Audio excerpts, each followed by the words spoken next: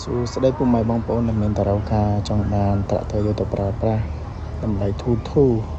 បងប្អូនអាចមើលមួយគ្រឿងនេះបាន M60 018មានអីវ៉ាន់ធ្វើស្រែមួយឈុតបងប្អូនអាចមើលលេងបានបងប្អូនដែលមានតារាវការអាចមើលដល់ទីតាំងបាននៅស្រុកមងសីខេត្តបាត់ដំបងបងប្អូនអាចតាក់ទងតាមរយៈលេខនៅខាងលើបាន070 29 16 49